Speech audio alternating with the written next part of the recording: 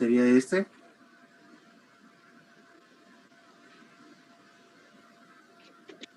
Sí.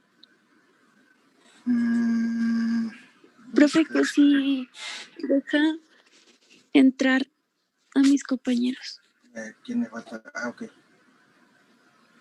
Achis. Ok.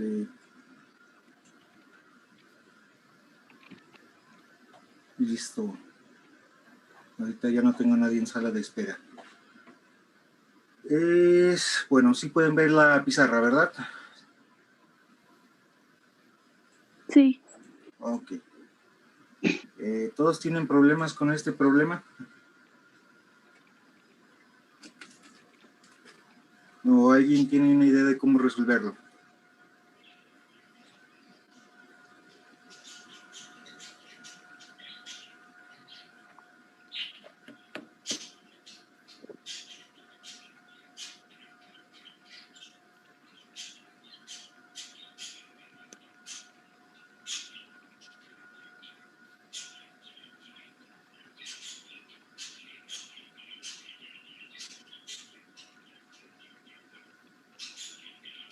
No, profe, la verdad, yo tampoco le entendí muy bien. Okay.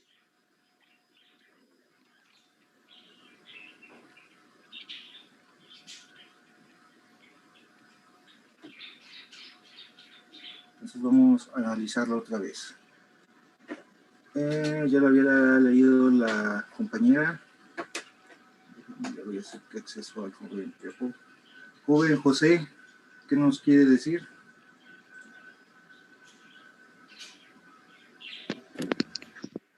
Yo lo hice, pero no sé si esté bien.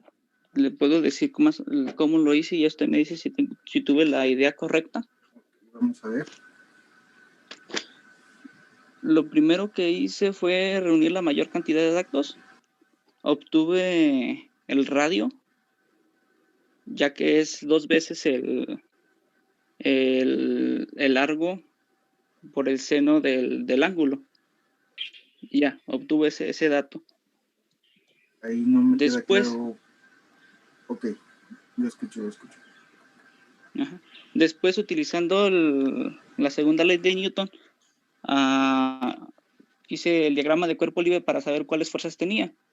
Según mi análisis, fue que en Y, en la dirección Y, tenía el peso de esta partícula, además de que la tensión por el coseno que estira hacia arriba de la cuerda. Entonces despejé la tensión y ya en la dirección X, para poder sacar la fuerza, que es contraria a la tensión por el seno del ángulo, ya despejé y obtuve la fuerza. Ya de ahí, de esa misma fórmula, despejé las cargas, ya que son iguales, concluí que es la raíz cuadrada de la fuerza por el radio al cuadrado sobre la constante de Coulomb. Ya de ella nomás tuve que hacer los cálculos correspondientes y me salió la respuesta, pero no sé si sea correcto el razonamiento que obtuve. Pues parece que sí, joven. Muy bien, ahorita lo revisamos. Por ahí alguien más tenía la manita arriba, pero ya la bajó. Sí, profe, yo es que, pues, hice casi lo mismo. Ok. Pues es correcto, nada más lo que no me quedó muy claro es por qué hicieron 2 veces el radio igual a 2 veces la longitud. Porque hice un triángulo en el que la hipotenusa era el largo, que sería 30 centímetros. Y para obtener su dato tuve que hacer lo de el seno es igual a cateto sobre hipotenusa. Sí. Y como esa longitud en el radio que separa las partículas es 2 veces esa cantidad, entonces por eso lo hice así. Pero no era el radio. Sí, al final le quedó así simplificado probablemente 2 veces R, pero no estábamos hablando del radio, por eso se volvió confuso. Ah, sí, no, perdón, es la distancia que separa las partículas. Sí. Ok. Bueno, entonces pues básicamente la idea es la siguiente, ¿verdad? Tienen los datos, luego hacemos el diagrama para una sola, bueno, consideramos las dos esferas.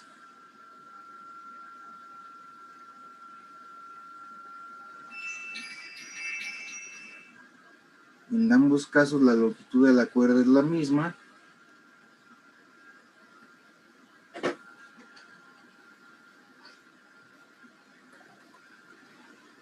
Y el ángulo de inclinación pues es el mismo en ambos casos, ya que la fuerza es la misma y por lo tanto el empuje la separa de la misma proporción a cada lado del centro.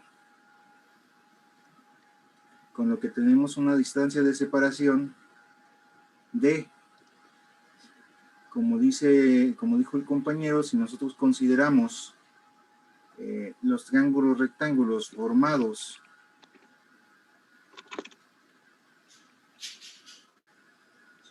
por la longitud central, la longitud de la cuerda y la posición de la partícula, nos va a quedar este triángulo rectángulo donde esta distancia va a ser d sobre 2, ¿sí? Y va a estar relacionada con el radio y el ángulo. Entonces, si tomamos el triángulo de aquí,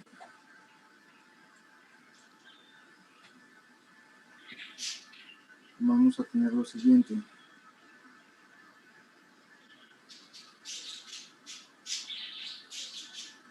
Ponerlo así, R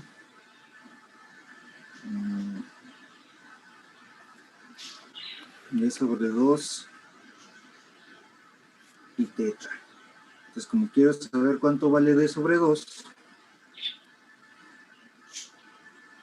d sobre 2 será igual a, ese es el segmento opuesto al ángulo, entonces tendremos que d sobre 2 es equivalente a R seno de teta. Bueno, aquí quizás para no confundir, vale la pena usar la misma letra. ¿Sí? Estamos hablando de la longitud de la cuerda, entonces esto es L veces la longitud de la cuerda, y de aquí se despeja o se obtiene, como dicen los compañeros,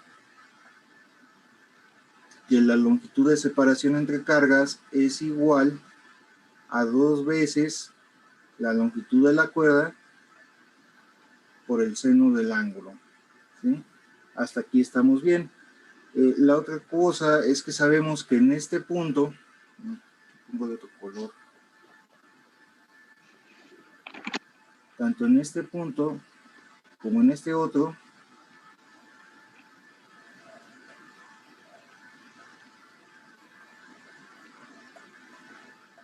hay equilibrio.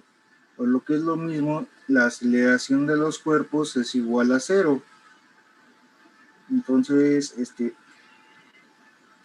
pues lo primero que necesitamos saber es cómo se comporta la fuerza. Entonces, si consideramos una de las cargas, la que sea,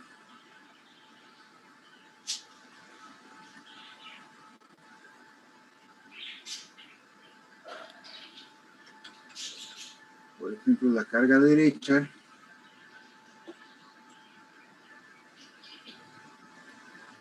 vamos a tener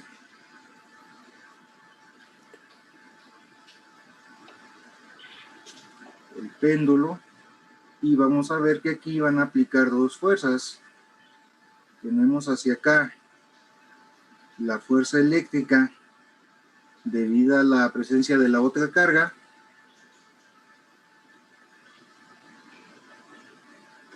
de hecho la puse al revés. También recordemos otro pequeño detalle.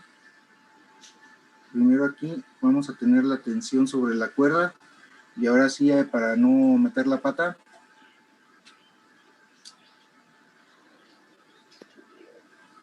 necesitamos saber cómo es Q izquierda con respecto a Q derecha. Y recuerdan lo que decía el problema, cómo es Q del lado izquierdo con respecto a Q del lado derecho. ¿Se acuerdan?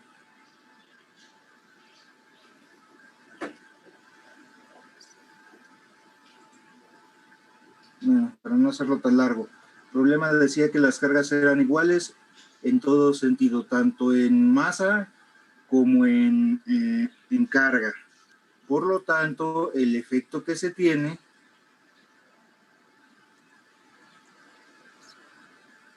es un efecto de repulsión.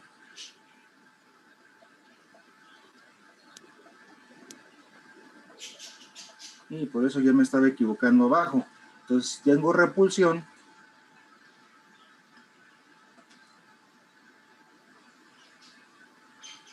la fuerza eléctrica empuja la carga del lado derecho hacia la derecha.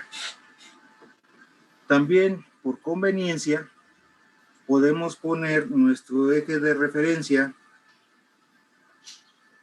eje X, a lo largo de la línea que une las cargas y el eje Y a lo largo del centro del péndulo.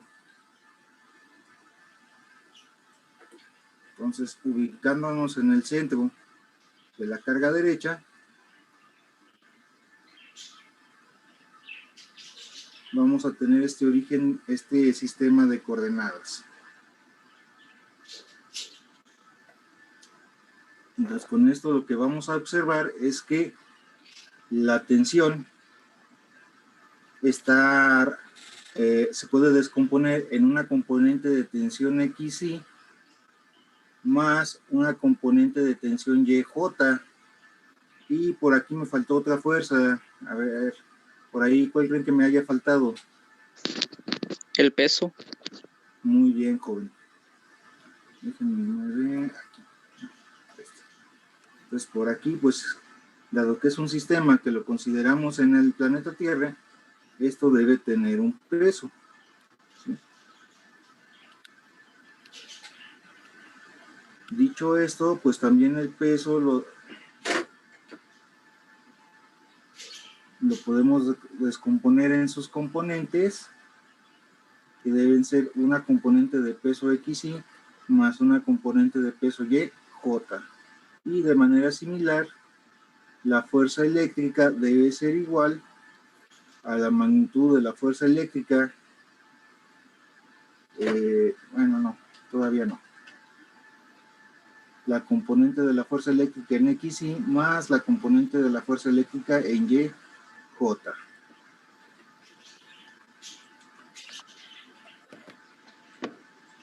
Analizamos el problema y vemos que por la forma en que se acomodaron los ejes, la fuerza eléctrica en Y es nula y el peso en X también es nulo.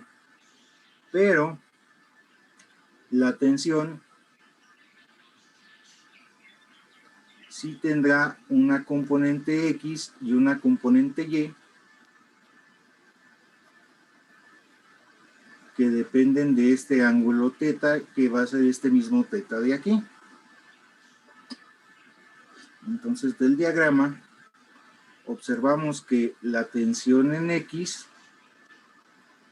es igual a la magnitud de la tensión por el seno del ángulo, ¿sí?, en la dirección negativa. Mientras que la tensión en Y va a ser igual a la magnitud de la tensión, pero ahora por el coseno del ángulo en la dirección positiva.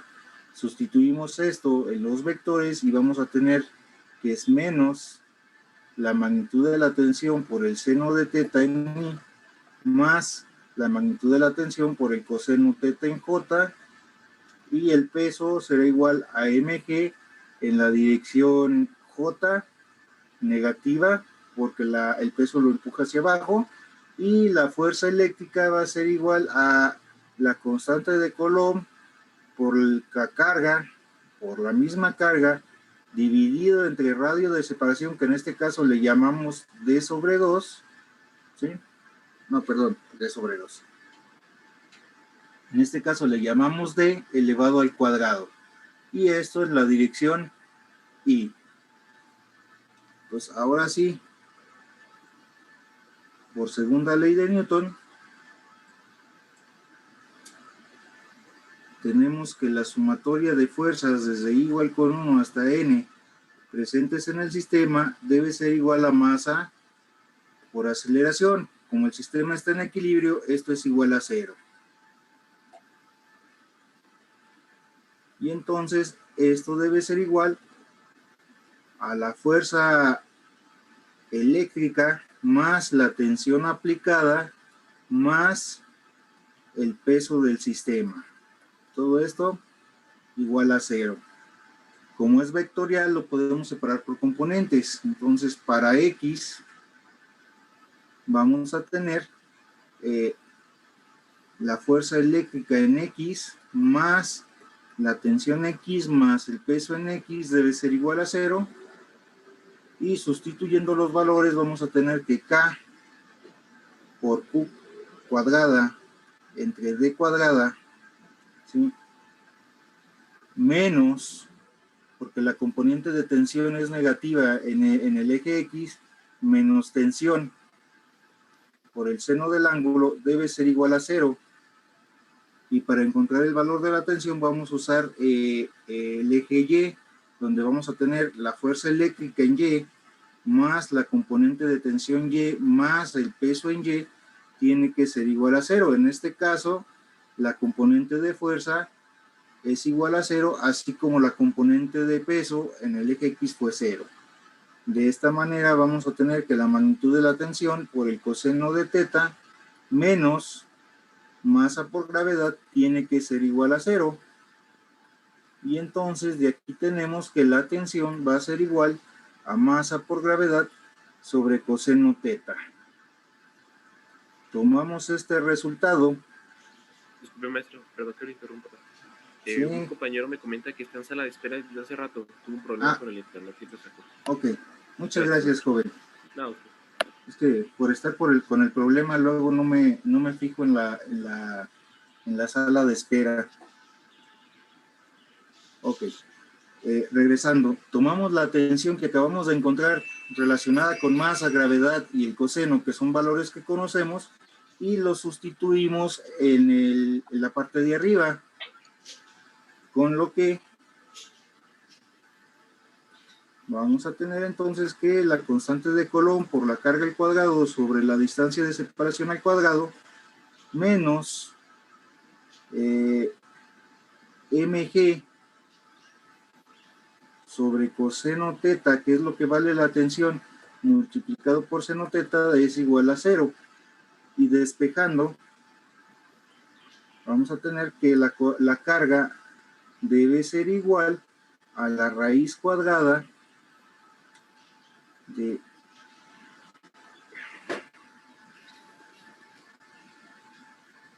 la masa por la gravedad por la distancia de separación entre las cargas por la tangente del ángulo dividida entre la constante de Coulomb. ¿Sí? Y ya a ustedes les toca sustituir los valores numéricos para encontrar el valor de la carga. Profe, en el resultado la D no era cuadrada. Cierto, me lo comí. Gracias, joven. Sí, aquí estaba. Muchas gracias. Todavía estoy medio dormido. Ok, ¿alguna pregunta hasta aquí, jóvenes?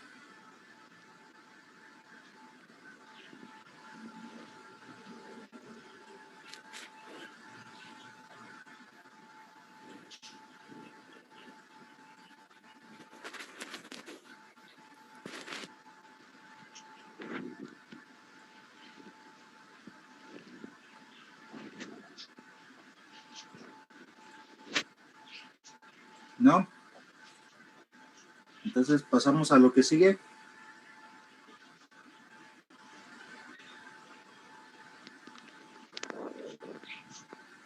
¿qué más? Bueno. Vamos a continuar trabajando entonces lo que es campo eléctrico. Y antes de pasar al ejercicio que tengo para explicar esta parte, Vamos a ver un poquito lo que es campo. Por ahí dentro del mismo material que les envié la semana antepasada, donde venía lo que es la ley de Coulomb y la interacción entre cargas, por ahí también venía la parte de campo eléctrico en función de lo que era la ley de Coulomb. Entonces hoy estaremos trabajando de esa manera campo eléctrico y la siguiente semana estaremos trabajando lo que es campo eléctrico, pero en términos de lo que se conoce como ley de Gauss. Entonces, antes de comenzar, ¿alguna duda con respecto al material que les envié?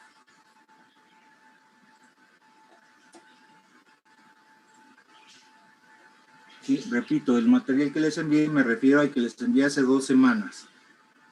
Sí, la semana pasada solo les envié la tarea.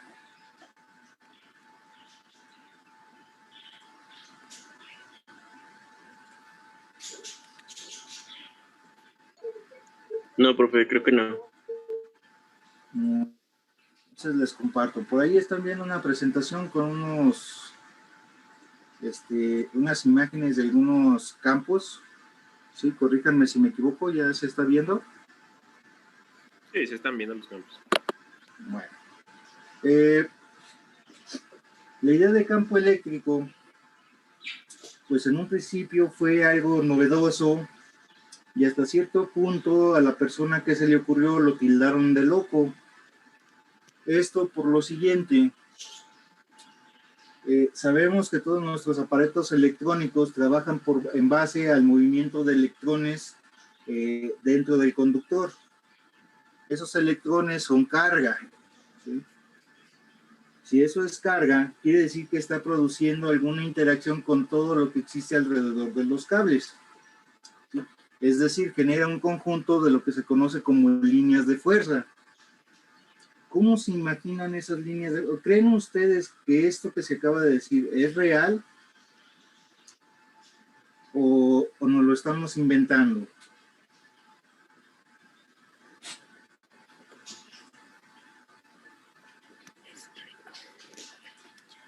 ¿Ustedes qué opinan?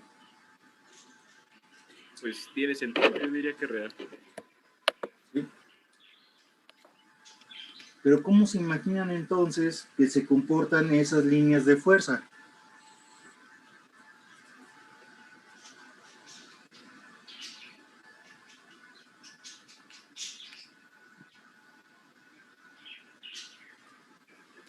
Vaya, ¿cuál sería el problema para imaginar la interacción de cargas?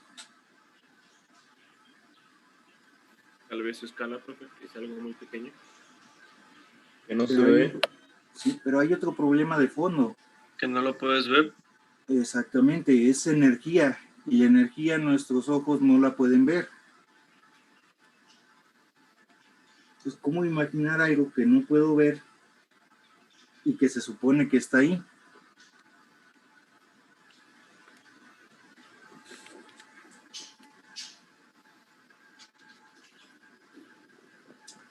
¿Alguna vez les ha pasado que están en un lugar, en su casa, en su cuarto, en la cocina, durante la noche y se va la luz? Y durante un instante de tiempo, por la falta de, bueno, por el hecho de que estaban a la luz, sus pupilas estaban adaptadas a la cierta cantidad de luz. Entonces, en el momento que se va, se quedan completamente cegados por un instante. ¿Cómo saben dónde están o qué hay a su alrededor cuando ocurre algo así?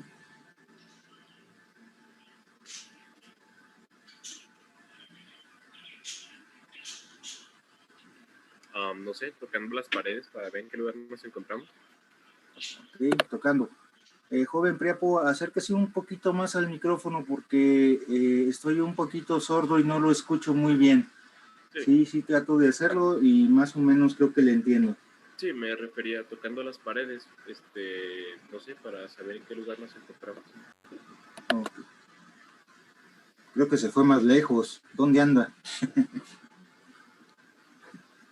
Bien, tocando entonces. Pero para no decir tocando, ¿cómo lo podríamos decir de una forma más, más formal en términos de, digamos, investigación? ¿A qué se refiere eso de tocar, señorita Fátima? Bueno, como con una conexión, ¿no? De una, por ejemplo, no sé, o sea, que en ese contexto que nos pone de pensar que se nos va la luz, pues a lo mejor nuestro cuerpo y la conexión sería el brazo al otro objeto, ¿no? Pues sí, pero para saber dónde está, ¿qué hago? Y usan el sentido del tacto. Sí, para no enrollarlo tanto, sí tocan cosas. Pero ya hablando en un sentido más formal, decimos que probamos, hacemos una prueba, probamos a ver qué hay alrededor. Esto porque estamos a ciegas. En este caso, nosotros estamos comprobando el entorno. La cuestión en las cargas es más o menos la misma, pero al revés. ¿En qué sentido? El entorno está ahí, pero yo quiero saber cómo se comporta el entorno. ¿Qué hago?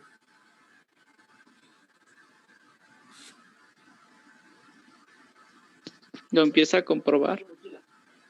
Lo tengo que probar, exactamente. Pero a diferencia de, digamos, en una condición mecánica, donde para probarlo yo puedo acercar un objeto que puedo observar y cuantificar sus propiedades y los cambios que se están ejerciendo con respecto a la presencia de otros cuerpos que generan interacción, en cargas no voy a saber qué hay. O sea, no sé hasta dónde me tengo que acercar para que ejerza esa interacción.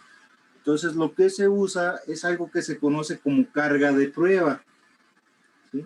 Una carga de prueba no va a ser un objeto tangible, es decir, no va a ser un objeto que puedan ver. Es una cierta cantidad de energía que ustedes ya tienen caracterizada. En este caso, puede ser que en el laboratorio ustedes puedan cargar un trozo de material con cierta cantidad de energía o cierta cantidad de carga. En este caso, ustedes ya saben cuánta carga tiene y saben de la ley de Coulomb los efectos de interacción que puede ejercer otra carga presente. Entonces, con el conocimiento de la carga que ustedes están colocando, pues pueden imaginarse que lo que hacen es que la amarran a un pequeño hilo, un hilo muy delgado y con una constante de torsión muy pequeña, de manera que cualquier interacción con otro cuerpo que posea campo, o que en este caso que posea carga, va a producir un desplazamiento en esa pequeña carga que ustedes llevan. Eso les va a permitir, ¿sí?, calcular el valor de la fuerza de interacción entre las dos cargas, y haciendo despegues similares a los que hemos hecho en los ejercicios, podremos encontrar la magnitud de la carga presente en el sistema, y derivado de las cualidades del movimiento de nuestra carga, podemos evaluar el comportamiento del sistema. ¿Sí? Entonces, si empezamos a mover esa carga que tenemos amarrada con nuestra cuerda, vamos a encontrar que en diferentes regiones de la zona cargada podemos tener respuestas diferentes. Esto es, la fuerza va a cambiar de acuerdo a la posición por la misma ley de Coulomb. Esto da origen a lo que se conoce como líneas de fuerza. El conjunto de todas esas líneas de fuerza, a un loco se le ocurrió imaginar que era muy similar a lo que uno ve cuando va a los campos de cultivo. Por eso la foto aquí de algunos campos. Si se fijan, los cultivos se ordenan de tal manera que se generan líneas, y según sea la producción o la suerte que se tiene a la hora de hacer la hortaliza, pues esos cultivos suelen ser o más tupidos o menos tupidos, o lo más deseable es que todos sean homogéneos con la mayor cantidad de plantas. y observó este loquito, se dio cuenta, me parece por ahí que fue Ampère. No sé si fue Ampère o Gauss. Uno de estos loquitos de campo eléctrico se dio cuenta que esas líneas de fuerza compartían cierto parecido cualitativo con los campos, ¿sí? Se generaban unas ciertas líneas imaginarias que tenían cierto comportamiento a lo largo del espacio que rodeaba la carga. Y dijo, estas líneas de manera individual se van a llamar líneas de fuerza, pero en su conjunto le voy a llamar campo eléctrico porque se parece mucho a un campo de cultivo, pero proviene de una carga eléctrica, ¿sí? Entonces ya una vez que hizo esa comparativa y empleando toda su imaginación, llegó a una esquematización similar a lo que se está viendo en pantalla. Él pensó o él propuso que las líneas de fuerza producidas por la carga negativa tienen una dirección que va desde el exterior de la carga hacia el centro de la misma, mientras que las líneas de fuerza generadas por una carga positiva tienen una dirección que va desde la carga hacia el exterior. Este comportamiento o esta esquematización de las líneas de carga permitió comprender el efecto de que cuando dos cargas de diferente valencia, es decir, positiva o negativa, se encuentran dentro de un sistema, la misma naturaleza de las líneas de fuerza produce que la interacción sea de atracción, ya que hay un acoplamiento en las direcciones de las líneas de fuerza. Pero al mismo tiempo se observa que el campo se distorsiona de cierta manera dependiendo de la región donde ustedes lo estén evaluando. Si lo evaluamos a distancias externas del centro de interacción de las dos cargas, vemos líneas concéntricas que se siguen comportando como se explicó para cada carga individual, pero en el centro se produce una distorsión que empieza a formar una especie de elipses, líneas curvadas que van desde la carga positiva hacia la carga negativa. Si colocan dos cargas de signo igual, pues lo que van a tener es que las líneas de fuerza que se unen en el ejemplo de cargas opuestas en el centro, en cargas iguales se empiezan a separar, generando una especie de círculo con un vacío en el centro, ¿sí? Entonces todo este conjunto de líneas de fuerza es a lo que se les llaman los campos eléctricos de las cargas, ¿sí? Y si bien lo podemos cuantificar de manera individual, en el momento en que se empiecen a acumular cargas en el sistema, se van a empezar a acumular campos y cada vez va a haber más y va a llegar un momento en que la acumulación de cargas sea tan grande que ya se va a hablar de una distribución de carga continua y entonces las líneas de campo eléctrico se estarán volviendo muy complicadas para estudiarlas como suma de líneas individuales. Entonces lo que se hace ahí es utilizar una teoría que se conoce como superposición y que no es otra cosa que la suma coherente de los campos eléctricos asociados a cada una de las cargas presentes. ¿Sí? Es decir, calculo el campo eléctrico de la carga 1, lo sumo con el de la carga 2 y puedo evaluar cuál es el campo eléctrico que sentiría una carga de prueba colocado dentro de esa distribución. Para poderlo, digamos, imaginar de manera más simple, imagínense que tenemos estas cajas o estas figuras de aquí. Cada figura tiene un color diferente y si nosotros las colocamos una encima de la otra, pues si lo pensamos de forma mecánica con cuerpos físicos, pues la misma naturaleza de la masa nos dice que no se pueden traslapar y por lo tanto estarán sobrepuestos uno arriba del otro, incrementando el espacio que ocupan.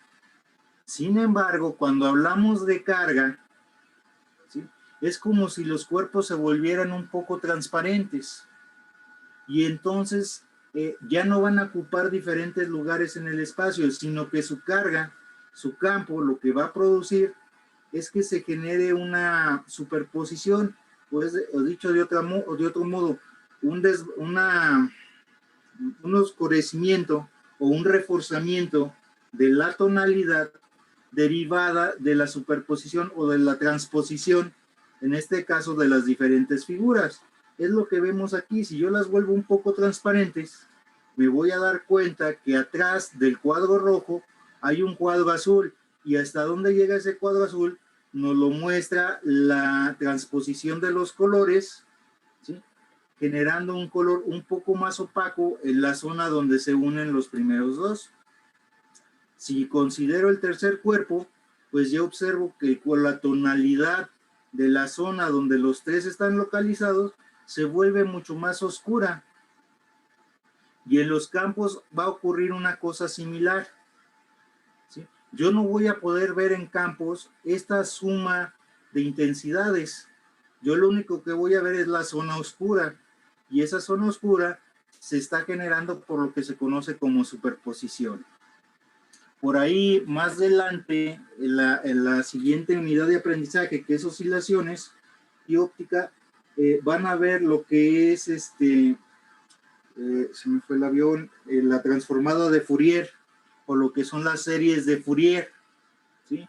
Ese es un formalismo que nos dice que toda perturbación en el universo puede ser replicada como una suma al infinito de funciones senos y coseno diferenciadas por sus fases. Dicho de otro modo, todas estas estructuras que vemos aquí desde una perspectiva eléctrica se pueden conformar campos eléctricos compuestos, ¿sí? Que van a ser la superposición de campos eléctricos de cargas individuales.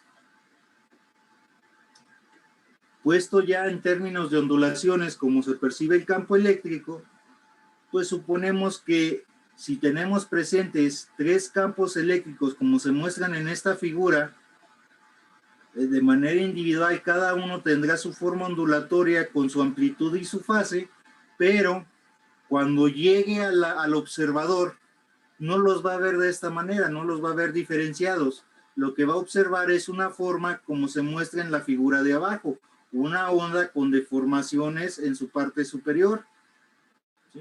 Pero esas deformaciones son debidas a la interacción de las cargas individuales. En este momento, esto quizás esté un poco por encima del conocimiento, ya que esto se lo van a ver tanto en lo que es oscilaciones y óptica, como que la unidad de aprendizaje de análisis de señales, ¿sí? Todo esto se analiza por medio de lo que es el formalismo de Fourier, tanto para sumar las señales como para separarlas. En este caso, la comparativa es la siguiente. Cada una de estas ondas corresponde al campo eléctrico generado por cada una de las cargas presentes en el sistema, ¿sí? Cada carga da origen a un campo eléctrico que se mueve en una dirección que depende de la interacción o de la carga presente. Pero como yo lo voy a medir con un objeto de prueba, yo no voy a saber realmente de quién viene el campo eléctrico. Yo como observador lo que veo es el campo eléctrico neto generado por todas estas cargas, o dicho de otra manera, la superposición de los campos eléctricos, ¿sí? Entonces, en los problemas, en los ejercicios que vamos a resolver, lo que vamos a hacer es encontrar este campo eléctrico resultante, pero en función de calcular el campo eléctrico asociado a cada una de las cargas presentes en la distribución, ¿sí? Y de esta manera, pues poder encontrar el comportamiento de ese campo. Esto, pues a grandes rasgos, es lo que ya les había pasado en las diapositivas.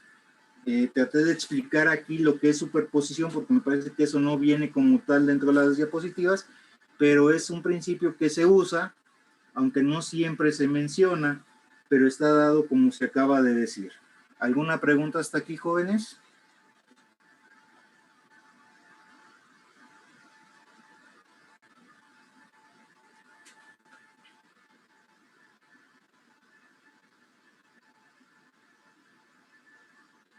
No.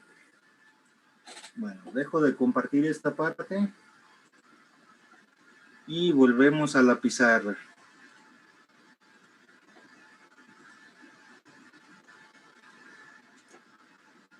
Ok, voy a agarrar otro pizarrón, otra pizarra limpia. Okay. Y vamos a resolver el primer ejercicio de campo eléctrico que está en el archivo que les envié la semana pasada.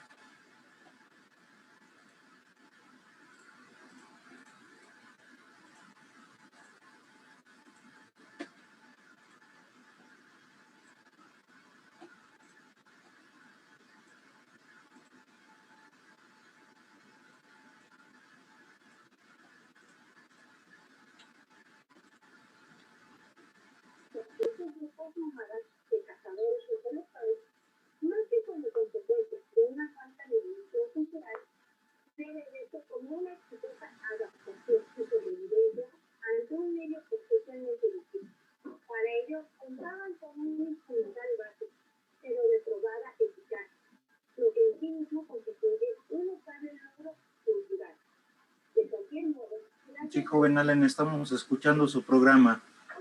Ah, perdón, profe. Muy interesante, ¿eh? Ok. Bueno. ¿A quién le pedimos?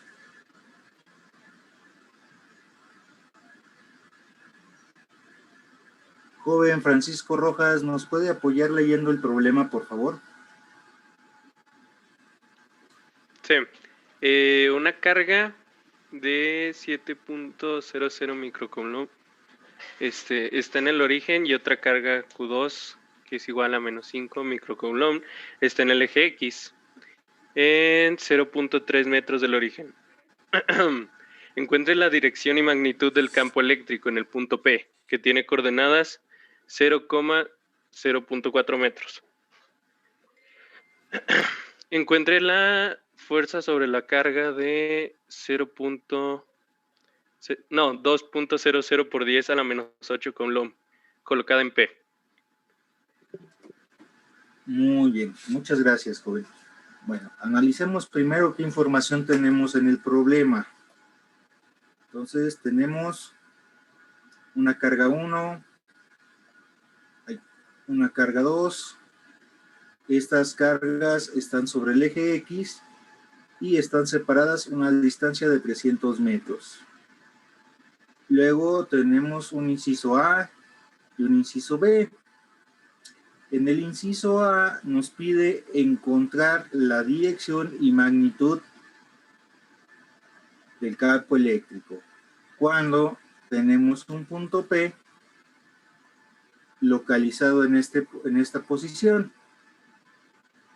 Y en el inciso B nos dicen que sustituyamos esta carga en el valor de P, de manera que podamos calcular la fuerza eléctrica, ¿sí?, en ese punto.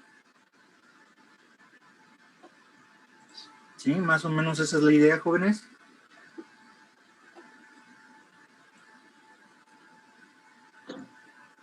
Entonces, pues como en todos los problemas, debemos empezar por reescribir nuestra lista de datos. Es algo así como nuestra lista de deseos navideños. ¿Qué es lo que tenemos? Más bien, ¿qué es lo que deseo hacer? ¿Y qué es lo que tengo para ver hasta dónde puedo cumplir ese deseo navideño?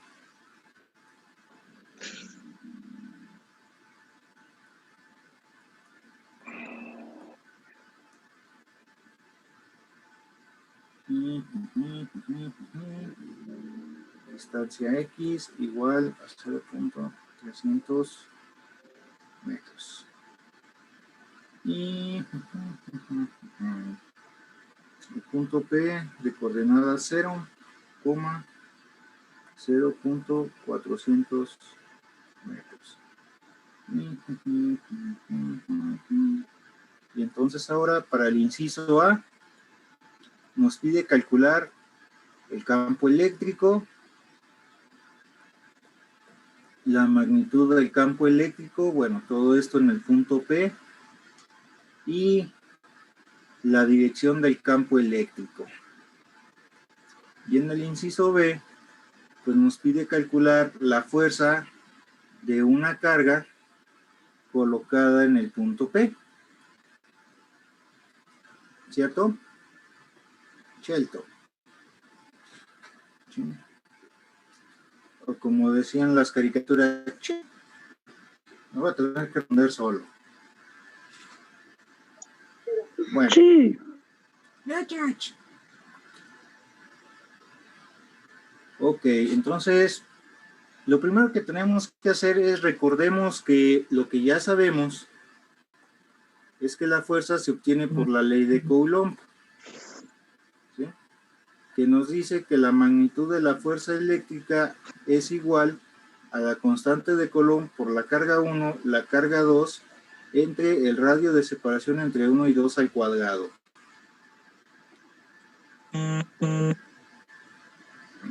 Que zumban los oídos. Donde la constante de Coulomb es 9 por 10 a la 9 Newton metro cuadrado sobre Coulomb cuadrado. Entonces lo primero que tenemos que ver es que se estén cumpliendo las unidades, y aquí lo primero que vemos es que tenemos un pequeño problemita de unidades. Cuando quiero usar la fuerza, pues voy a tener un problema porque mis cargas no están dadas en Coulomb, están dadas en microcoulombs. Bueno, no es tan grave. Este prefijo,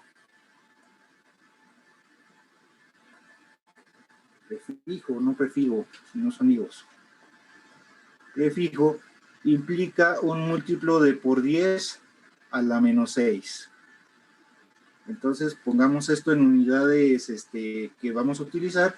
Entonces esto sería 7.00 por 10 a la menos 6 coulombs. Y este sería menos 5.00 por 10 a la menos 6 coulombs. Con las distancias no tenemos problemas porque ya están dadas en metros. Pero bueno, si bien la ley de Coulomb nos va a dar la fuerza, aquí no necesitamos la fuerza. Aquí necesitamos el campo eléctrico. ¿Y cómo lo vamos a obtener?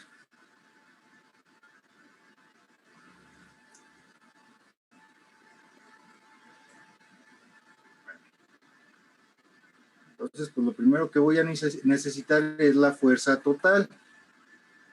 Esa fuerza total la puedo obtener como la suma de la fuerza debido a la carga 1 con respecto al punto P, más la fuerza ejercida por el punto de la carga 2 con respecto al punto P.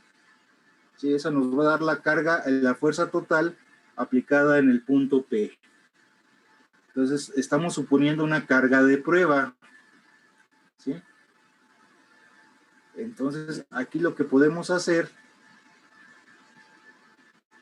o hacemos otra suposición. Aquí vamos a suponer que hay una fuerza total en P, dado que para el inciso A no sabemos cuánto vale la carga P, pues suponemos que esta fuerza va a ser proporcional a una constante de Coulomb multiplicada por la distribución de carga presente, ¿sí?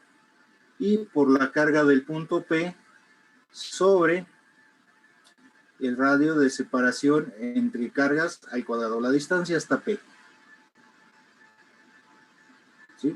Si yo separo esto, por conveniencia de esta manera acá, Q entre RP al cuadrado por la carga Q, lo que estoy haciendo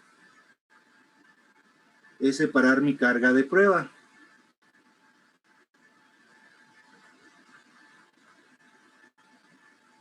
Y entonces puedo generar una cantidad física, ¿sí?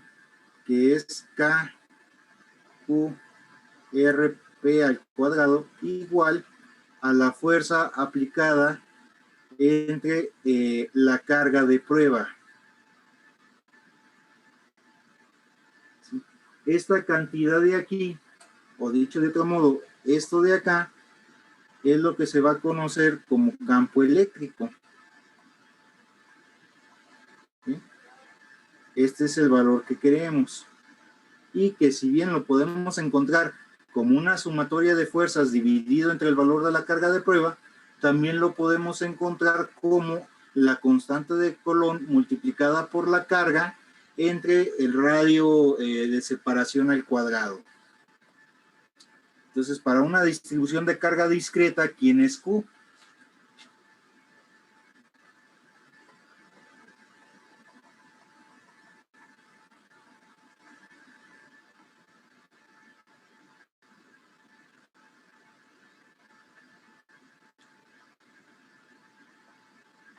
¿Quién será, jóvenes, Q? El gran queso. No, no es el gran queso. ¿Quién es ¿No Q? son las cargas, profe? Ah, no sé qué es. No, acaso me equivoqué. Primero dije que las cargas, pero no, estoy hablando de otra. Sí, pues tienen que ser las cargas, pero ¿cómo? ¿Están de acuerdo en que este sistema se considera un sistema discreto?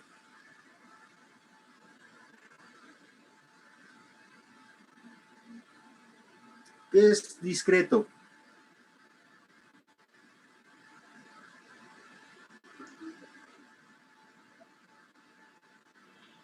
Que no es chismoso. Sí, no sé por qué me imaginé que iban a decir eso. ¿Cómo evitan un chisme?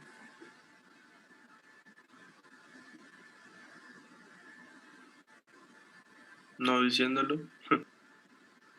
Esa es una forma, pero pues si no lo dice, pues ni siquiera hay nada que hacer chisme. Entonces tengo que decir algo, pero si ya lo dije, ¿cómo evito que se haga chisme? ¿Hacemos otro? Profe, No, yo porque entonces no ya sé tengo bien, dos. yo no sé qué es un sistema discreto, pero acabo de encontrar que se denominan sistemas discretos aquellos que pueden ser definidos mediante un número finito de grados de libertad. No está relacionado aquí, que las variables que tenemos son las que son y no podemos agregar más. Nada más que ahí nos estamos metiendo cada vez en terrenos más oscuros. Sí, algo así como que un cuento de este, ¿cómo se llama el loquito este que adora a Cthulhu? Se me fue el nombre.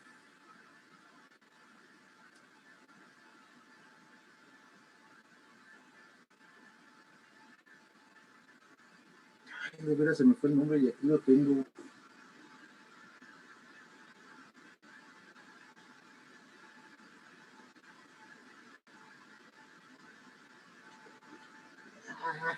Señorita Fátima, adelante. Bueno, no sé qué nombre quiere buscar, profe, pero yo me imagino que la carga Q, bueno, sí, esa distribución que dice es como una pequeña parte, ¿no? De algo más grande. Ahí la llevamos, ya me acordé de Lovecraft, el de los cuentos de terror, de toda la mitología de seres divinos ahí medio terroríficos. Por ahí tiene una historia de una cueva muy profunda. ¿A qué me refiero con esto de la cueva profunda? Porque primero preguntamos qué es una carga discreta y con la definición que encontró el compañero nos metió en el problema de grados de libertad.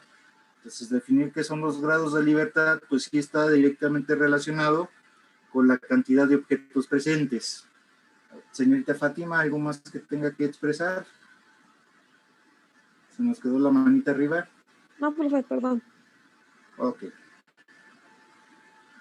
Pues sí está relacionado. Obviamente los grados de libertad de un sistema están relacionados con el número de elementos que componen dicho sistema y las libertades de movimiento que se le dé a ese sistema. ¿Sí? Esto quiere decir que mientras menos partículas tenga, es más fácil identificar las conexiones que tienen sus elementos. Y aquí estábamos con el chisme también, porque no creen que se me olvida, porque ya casi se me estaba olvidando. ¿Cómo evito que se haga un chisme? Pues No lo puedo evitar, pero sí puedo tratar de que la propagación sea lo más pequeña posible, haciendo el comentario en una comunidad que sea lo más cerrada posible. Es decir, que tenga elementos que puedan ser contabilizados. Entonces, si queremos hacer esa comparación para el significado de un sistema discreto, como dijo el compañero, que no es chismoso. Entonces, para que no sea tan chismoso, pues tiene que ser una comunidad pequeña para que no se den cuenta que es chismoso, porque al final de cuentas sí se está propagando la información. Y en el sistema que estamos nosotros abordando, que es un sistema de cargas discretas, ¿sí?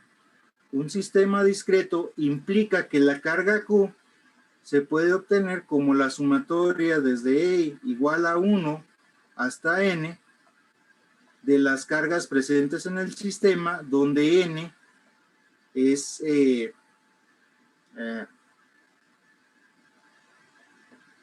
mesurable, es decir, las podemos contar, todavía podemos discriminar entre una y otra de las cargas presentes, ¿sí?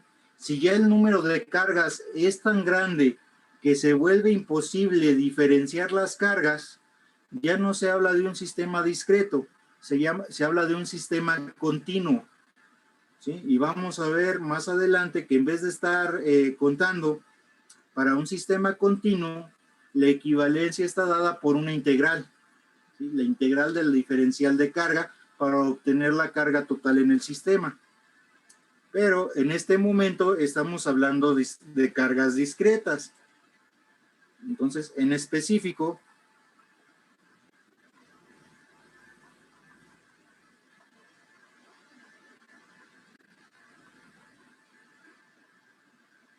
para nuestro problema, ¿a qué será igual la carga? Pregunta, ¿es discreto o es continuo? Discreto. Ok, si es discreto, entonces, ¿a qué es equivalente la carga? A la sumatoria de Q1 y Q2. Exactamente, Q1 más Q2. Y si nosotros ponemos esto, sustituyéndolo,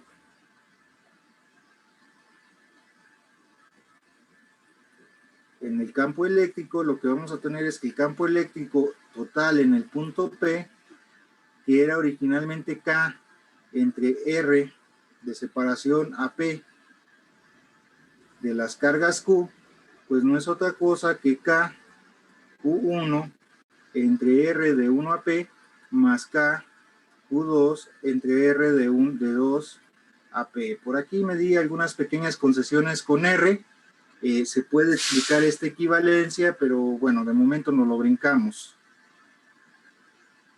Este va a ser el campo eléctrico desde la carga 1 hasta P, mientras este va a ser el campo eléctrico 2 desde la carga 2 hasta P, de manera que esto no es otra cosa que el campo eléctrico asociado a la carga 1 más el campo eléctrico, ¿por qué es estas cosas? Asociado a la carga 2, ¿sí? Y que por ahí, de forma más sencilla, está descrito en las notas que ya tienen. Y retomando lo que mencionamos en la pequeña presentación que hicimos, pues esto se puede decir que es la superposición, o que la superposición es la que nos lleva al cálculo del campo eléctrico en el punto P. Con esto ya puedo yo trabajar el inciso A. ¿Alguna pregunta hasta aquí, jóvenes? No. Ah, muy bien, nos vamos hasta el punto A. Profe, Sí. una pregunta. Es como quedó el campo eléctrico en este caso, es nada más para este caso, ¿verdad? Si fuera distinto el problema, puede cambiar. No, el campo eléctrico, bueno, de aquí se desprende la siguiente definición. Por definición, el campo eléctrico es igual a la constante de Coulomb por la carga entre la distancia al cuadrado entre la carga de prueba, ¿sí?, y la carga Q. Así se define el campo eléctrico para una carga puntual, ¿sí? Para carga puntual. ¿Ok? Si tienen más de una carga puntual, pues esto se convierte en una suma. Si tienen una carga continua, esto se va a convertir en una integral. Entonces, para cargas discretas, el campo eléctrico total es igual a la suma desde I igual con 1 hasta N del campo eléctrico asociado a cada carga.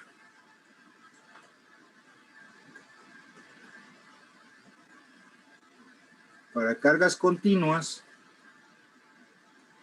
el campo eléctrico total, ¿sí?, va a ser la siguiente conversión. Este campo eléctrico asociado a una carga individual se convierte en un diferencial de campo eléctrico, donde como son tan pequeñitas las cargas continuas, se supone que los campos son equivalentes. Entonces, como no los vamos a poder contabilizar, los consideramos como un diferencial. Y en vez de tener la suma, ¿sí?, de esos campos, se pasa a la integral y se conoce como integral de circuito cerrado, ¿sí?, del campo eléctrico presente. Esto para una distribución de campo eléctrico continuo, ¿sí? Esto lo vamos a abordar en la siguiente sesión para luego pasar a lo que es la ley de Gauss. De aquí se hace un pequeño brinco para establecer lo que es ley de Gauss de campo eléctrico, ¿sí? Nada más que hay que ver a detalle cómo pasamos de esto a esto. ¿Ok? De momento, para los ejercicios que van a resolver o los que les voy a dejar en la tarea, esta es la forma que se va a utilizar, ¿sí? Van a ser puros distribuciones de carga discreta. Ya en la siguiente sesión, la próxima semana, que hablemos de sistemas continuos, pues ya estaremos pasando a la integral y estaremos explicando por qué estamos usando la integral. ¿Sí? ¿Estamos de acuerdo, joven? Sí, profe. Gracias.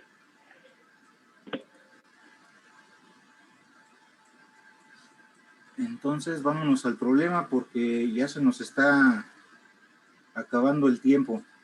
Bueno, en caso de que se nos acabe el tiempo, pues ya se los mando por video para que tengan ahí el dato para resolverlo. Pero pienso que sí lo vamos a alcanzar a resolver. Entonces, regresando al problema, recordamos que en el inciso A nos pide calcular el campo eléctrico, su magnitud y su dirección.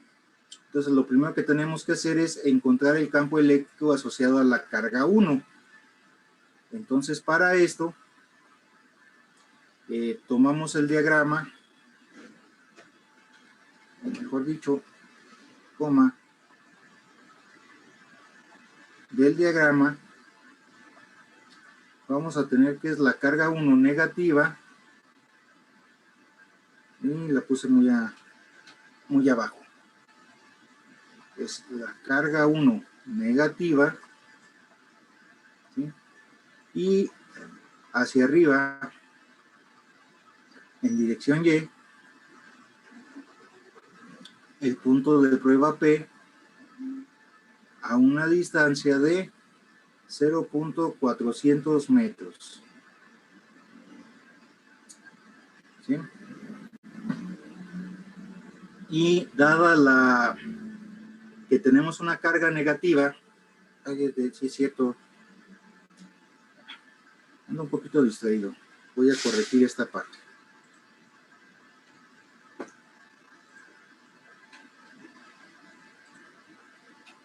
Ok, ajá. Esto nada más para ser coherentes con la notación.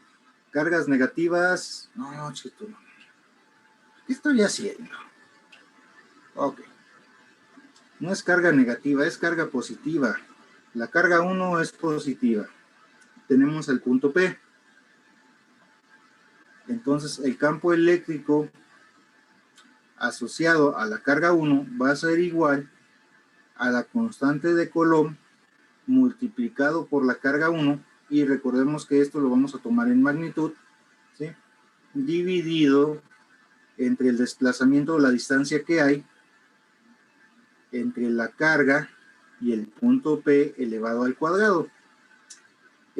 Como vamos a querer, lo vamos a querer en su forma vectorial, por el comportamiento de las líneas de campo que observamos ya con anterioridad.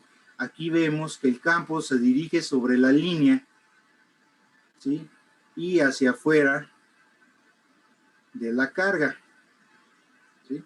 Este va a ser el campo eléctrico asociado a la carga 1, que se va a separar en la componente 1 en X y más la componente de 1 en YJ. De aquí vemos que no hay proyección en el eje J, por lo tanto esto va a valer 0, y entonces esta magnitud que calculamos aquí arriba se va a convertir en el vector. Sustituyendo valores, vamos a tener que esto es igual a 9 por 10 a la 9, que multiplica a 7.00 por 10 a la menos 6, dividido entre 0.400 al cuadrado. Eso nos va a decir que la magnitud del campo eléctrico 1 es igual a 1.8 por 10 a la 5 Coulomb, Coulomb no, bueno sí, pero no, Newton sobre Coulomb.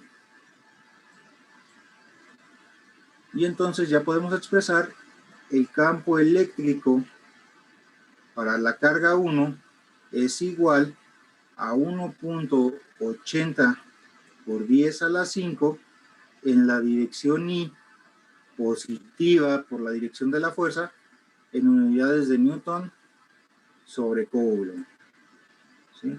Este será el primer valor que necesitamos para el cálculo del campo eléctrico. Entonces, ahora, para el campo eléctrico asociado a la carga 2, ahora sí, observamos del diagrama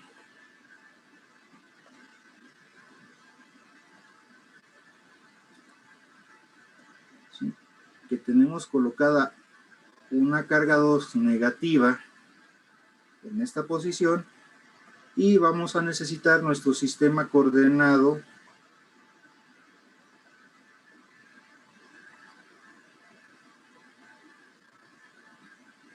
X y Y, donde tenemos colocado por aquí el punto P, y tenemos que la distancia de separación, sabemos que del origen al punto Q, a la carga Q, tenemos 0.300 metros, del origen al punto P 0.400 metros. Y si hacemos por catetos, encontrar el valor de la hipotenusa, vamos a encontrar que es 0.500 metros. ¿Sí? Entonces, de aquí, de acuerdo al comportamiento de la carga negativa, las líneas de fuerza van en dirección de la carga, por lo tanto, el campo eléctrico asociado a la carga 2 debe tener esta dirección, ¿sí? Todas las líneas de carga se dirigen en dirección de la carga negativa, pero para el punto P vamos a tener esta línea, ¿ok? Este va a ser nuestro campo eléctrico 2. Y ese campo eléctrico 2 sí va a tener una componente en Y que se dirige hacia abajo y una componente en X que se dirige hacia la derecha. Esto es E2Y y E2X. De manera que nuestro campo eléctrico será igual a, como la componente X se dirige a la derecha, es positiva. Entonces tenemos E2X en la dirección Y. La componente en el eje vertical se dirige hacia abajo, por lo tanto es negativo, que es E2Y en la dirección J.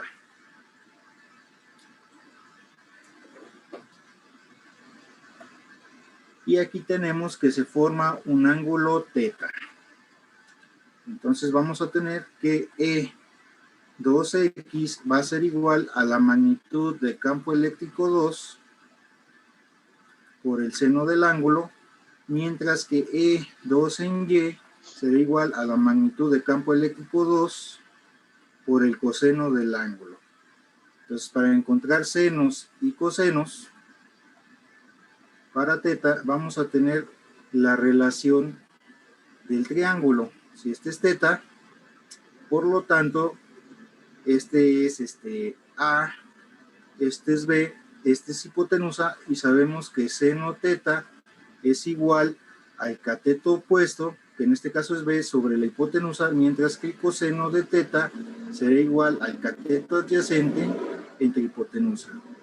Para nuestro problema actual, el lado B, ¿sí?, que sería este, tiene un valor de 0.300 metros entre la hipotenusa, que es 0.500 metros, y que lo podemos simplificar como 3/5. ¿Sí? Por aquí voy a poner esto para separar.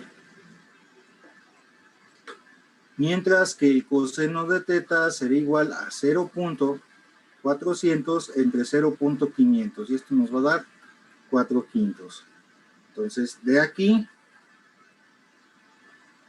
bueno, todavía nos falta otro detalle, y la magnitud del campo eléctrico 2 es igual a la constante de Coulomb, la carga de 2, entre el radio de separación entre el punto P y la carga al cuadrado. Esto nos va a dar 9 por 10 a la 9 positivo, que multiplica a 5.00 por 10 a la menos 6, dividido entre 0.500 al cuadrado.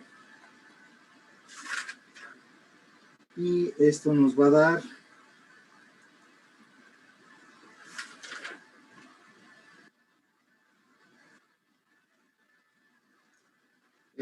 que me equivoqué arriba. Bueno, aquí sí es 1.80 por 10 a la 5 newton sobre Coulomb, ¿sí? Y por hacer las cosas arriba anoté mal el resultado anterior. Me regreso tantito. Aquí no era 1.8, una disculpa. Por querer hacer las cosas muy rápido, termina uno perdiendo más tiempo. ¿Sí? El campo eléctrico en 1 es igual a 3.93.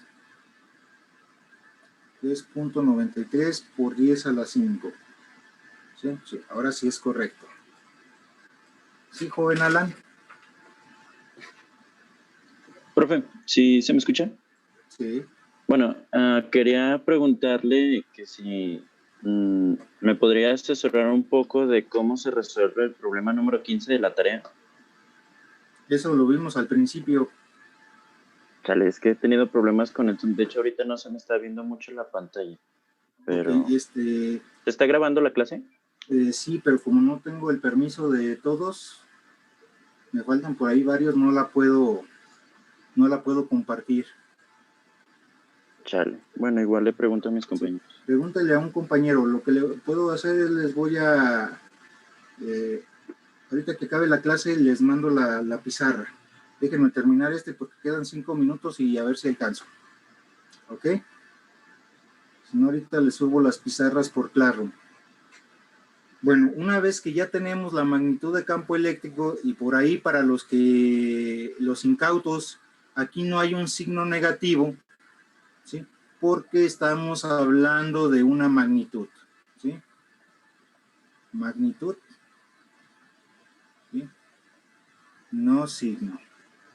Esa es la razón por la que no coloqué el signo de la carga 2. Bueno, entonces con esto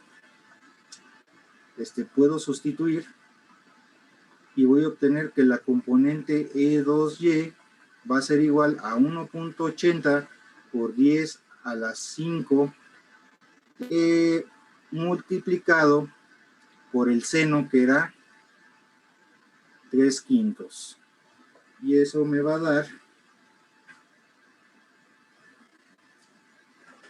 1.44 por 10 a la 5 newton sobre coulomb.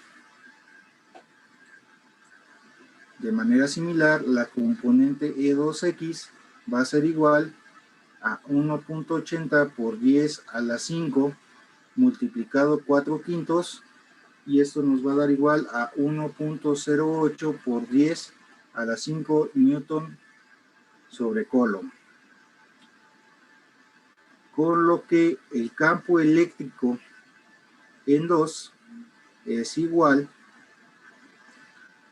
a 1.08 por 10 a la 5 en I menos 1.44 por 10 a la 5 J, todo en newton sobre coulomb, ¿sí? Y aquí está el signo que no había colocado arriba, ¿sí? El signo lo tuvimos cuando hicimos el análisis vectorial del campo.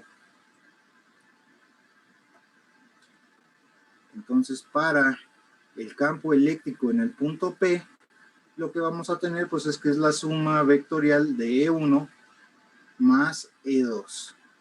En este caso tenemos la componente de EPX, va a ser igual a E1X más E2X.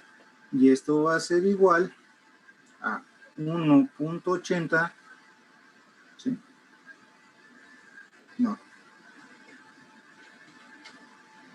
Más bien, ¿sí?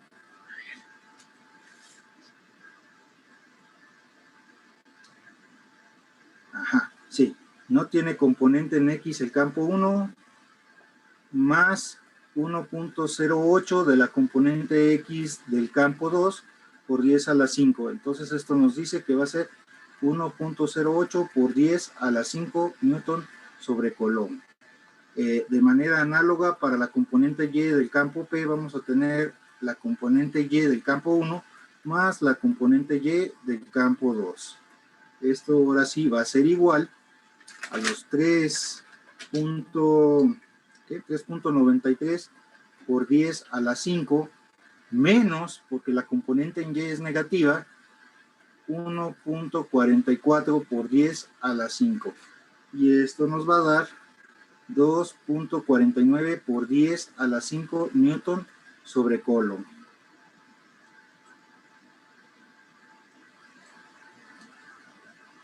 Entonces, el campo eléctrico en el punto P es igual a 1.08 en I menos, no, más 2.44 en J, y para ambos casos es común por 10 a la 5 newton sobre coulomb. Ese sería el campo eléctrico en P. Para encontrar la magnitud del campo eléctrico, pues ya sabemos del álgebra de vectores, que es igual a la raíz cuadrada de la componente de P en X al cuadrado más la componente de P en Y al cuadrado. ¿Sí? Esto ya lo pueden hacer ustedes, y nada más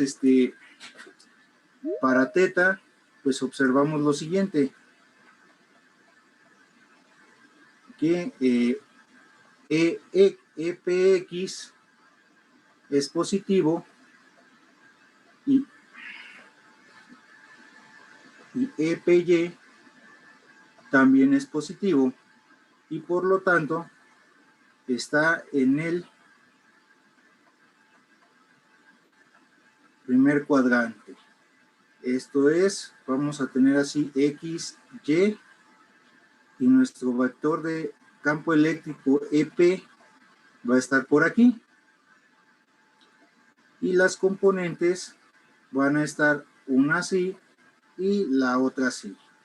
De manera que la dirección teta se va a obtener como teta igual a la tangente inversa de la componente de EP sobre Y sobre la componente de EP en X. ¿sí? Sustituimos valores numéricos y ya lo tenemos, ¿sí?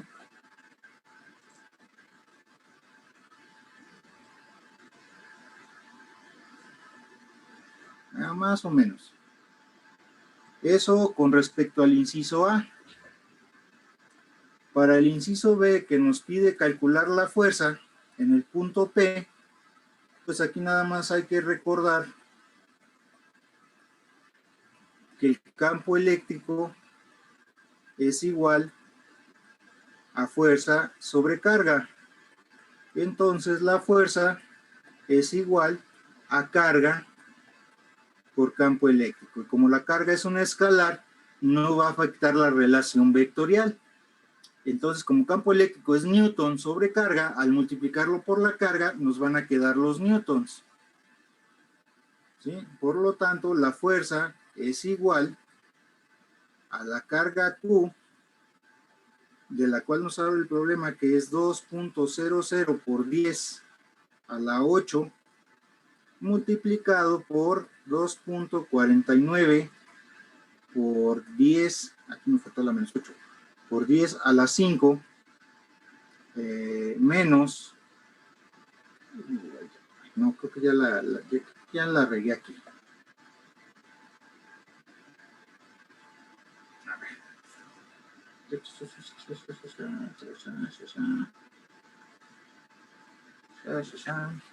Profe, Sí.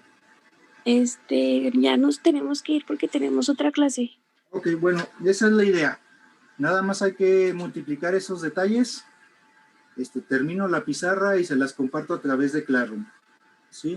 Quien tenga oportunidad, por favor, apoye al compañero.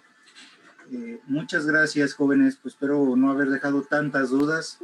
Los otros dos ejercicios se los comparto por video y en un momento les comparto la pizarra. Muy bien, profe, gracias. Gracias. Gracias, Señor, profe. Gracias. señorita Vania, por ahí, mándeme su correo, por favor, pues díganle si es que ya se fue, para poder No, aquí intentar agregarla como anfitriona, para que me Sí. apoye en las siguientes clases con los permisos de los compañeros. Sí, profe. ¿Sí? Jóvenes, buen día. Gracias. Buen día, profe.